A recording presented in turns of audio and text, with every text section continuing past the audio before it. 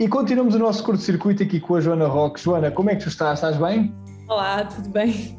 Fantástico. Estava a falar agora em off, estamos a falar do teu livro, novo livro, que é Cozinhas com Sobras, que para mim, eu acho uma coisa muito, muito especial. Hoje em dia, claro, com os tempos a mudar, com a inflação e também com a ideia de sustentabilidade, acho que é um tema cada vez mais atual. Perguntar-te, este é o teu 7º livro, se não estou enganado? É o 8º. 8º, ok, já tens 7. Ok, então eu sabia, não sei se era o 7º, já tinha 7. É o teu 8º livro. Perguntar-te aqui o que é que difere um bocadinho este livro dos restantes?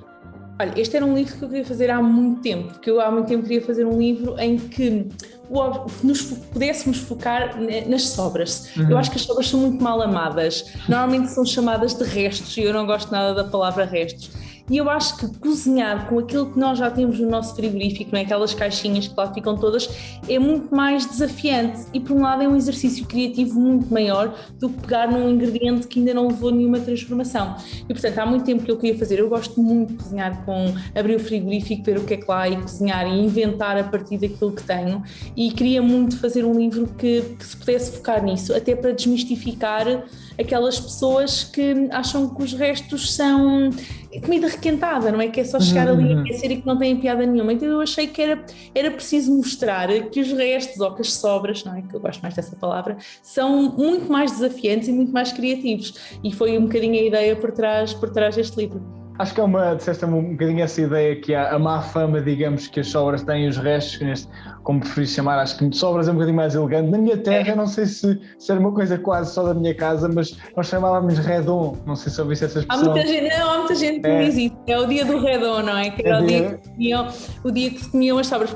Eu também tinha isso em minha casa, a minha mãe fazia muito, normalmente à sexta-feira, não é? Que era com as sobras todas da semana, então à sexta-feira toda a gente pegava naquilo que se tinha sobrado e cada um escolhia o que queria, quase como um buffet, não é? E aquecia-se.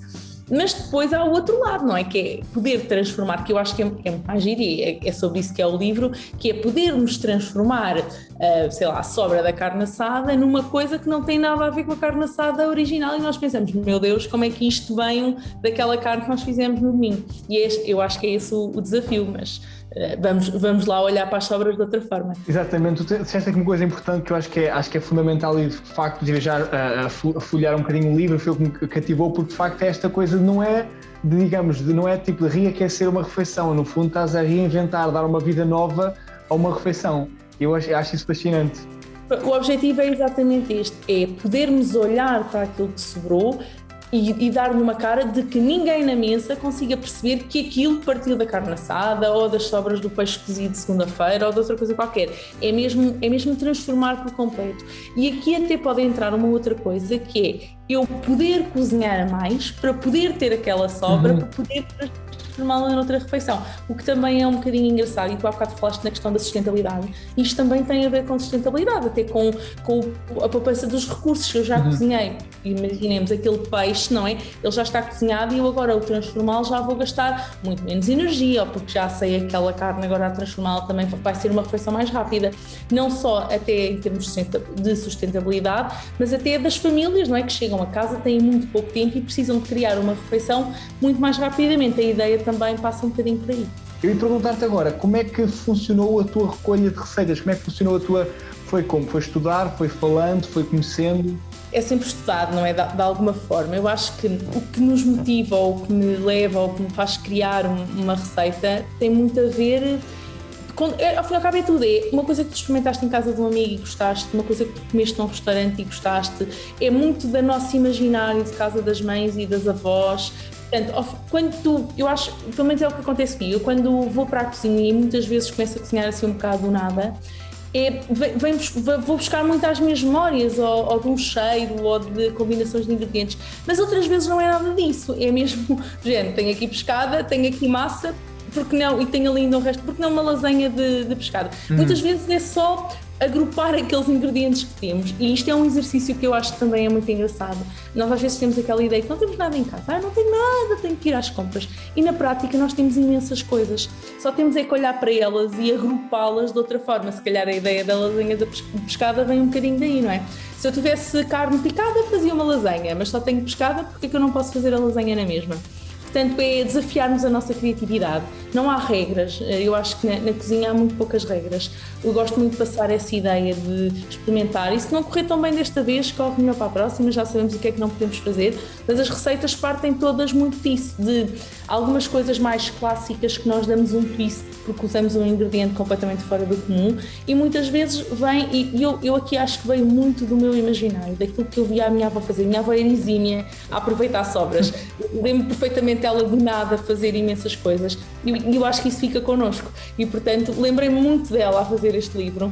E eu acho que tem muito a ver com isso. Eu acho que sou mais criativa a cozinhar com sobras do que com outra coisa qualquer, porque exige um esforço, é um desafio maior. O ingrediente já está transformado, às vezes é menor quantidade. E agora, nesta época que nós vivemos, a inflação, as subidas das taxas de juros, imensas coisas, eu acho que também é bom nós podermos repensar a forma como olhamos para os ingredientes e a forma como nós olhamos para a lista de compras que fazemos e para aquilo que temos em casa. E se calhar é mais uma vez aquilo que não há nada, mas afinal ainda há muito. E talvez seja interessante, e o livro, quando foi pensado, nada disto estava a acontecer, não é? E deu-se esta coincidência. Eu ia fazer essa pergunta, por acaso, se isto foi uma coisa que se foi desafiada ou propuseste a fazer, dado o fator económico que vivemos e se calhar também a realidade que estamos a viver, se calhar há um cuidado maior, então foi só, digamos, eu diria, não é uma feliz coincidência, mas acabou por ser, não é? Dentro do que é possível. Juntou-se uma coisa à outra. Eu queria muito fazer um livro de sobras. Quando falei com a editora, ela perguntou-me se eu tinha ideias e eu disse, gostava muito de fazer um livro de sobras. Elas acharam uma boa ideia, e quando estávamos já na fase final do livro, receitas decididas, etc., é que todo este panorama atual começa e pronto, e foi curioso, nós achámos se calhar ia mesmo sair no momento certo, numa altura em que as pessoas precisam de outras formas de fazer esticar o orçamento, não é? Se calhar novas ideias e novas receitas para cozinhar com aquelas sobras pode ser é também um desafio, e é também um desafio à criatividade das pessoas, porque as receitas não são estáticas como estão no livro. Eu acho que o interessante é as pessoas pegarem nestas receitas e transformarem-nas e tornarem-nas delas. Isto é um ponto de partida, porque eu dou a ideia da lasanha de pescada, mas pode ser com sobras de outras coisas. Ou pode ser com sobras de outra coisa qualquer, ou só com legumes. Portanto, é um ponto de partida para as pessoas serem mais criativas a transformarem as sobras delas. Eu achei, por exemplo, engraçado aqui numa receita que eu vi, que é a geleia de cascas e caroços de maçãs, porque aqui dá para perceber então um bocadinho que não é só as sobras, não é só, digamos, uma quantidade que é feita a mais. Por exemplo, um peixe que sobrou, que não foi comida, é mais do que isso. Também é o que já na parte digamos, do corte, de quando a pessoa está a preparar a refeição, já tens um bocado também aos desperdícios, que também eu não queria desperdícios bem, mas é no fundo isso, tu aproveitares aquilo momento. É um desperdício, para todos os efeitos, isso seria um desperdício. Eu tinha mais receitas, mas achei que não me queria alongar, porque não queria que isso fosse a dominante do livro. Mas achei que era engraçado também para deixar as pessoas a pensar que há determinadas coisas que podem ser transformadas, e as cascas das maçãs e os caroços, que vão para o lixo sempre, podem ser transformadas numa geleia, a casca do abacaxi pode ser transformada numa limonada, a rama da cenoura pode ser transformada num pesto. São coisas muito fora, que nós desperdiçamos. Esses efetivamente são desperdícios que podem ser transformados noutras coisas, e teria mais ideias, mas não queria que fosse essa a tónica, mas queria deixar as pessoas a pensar com essas 4 ou 5 receitas, que muitas vezes nós podemos transformar também em outras coisas. Eu perguntava-te assim, por exemplo, conheces alguém que faz um bocado uma cara estranha de quando sabe que à partida vai ser uma refeição reaproveitada ou reinventada, as pessoas não ficam assim um bocado desconfiadas, não há aquele desafio de não, eu vou-te mostrar que isto aqui... Infelizmente, há muita gente ainda que diz que não come comida requentada. Há uma percentagem enorme de pessoas, e nós não temos, se calhar, essa percepção. Se calhar das pessoas ao meu redor eu não noto tanto, mas das pessoas que me seguem ou que vão a workshops, etc., há muita gente que me diz: o meu marido nem sabe que está a comer a carne assada do dia anterior. É mesmo isso, nós transformamos de tal maneira as coisas que é muito difícil que quem não está habituado e quem não cozinha, muitas vezes a perceber se está a comer ali uma coisa. Isto é ótimo para desmistificar essa coisa de que a comida do dia anterior não presta, ou só como comida feita no dia, etc. Não é? Porque não tem nada a ver com isso. Por acaso em minha casa nunca aconteceu, mas às vezes surpreende as pessoas a dizer: isto era a carne assada que estava congelada daquele dia. Eles maravilhados com... Aproveito para perguntar então, onde é que as pessoas podem adquirir o livro, onde é que podem seguir nas redes? Tu tens um blog também, onde é que podem conhecer o teu trabalho? Então, no Instagram, ao fim e ao cabo agora está toda a gente no Instagram, não é? É mais fácil. No Instagram é Joana Costa Roque, é muito fácil, passo lá imensas dicas, sugestões, etc. No blog, o blog já é muito antigo, tem 17 anos, continua vivo e ativo, porque para partilhar receitas é mais fácil.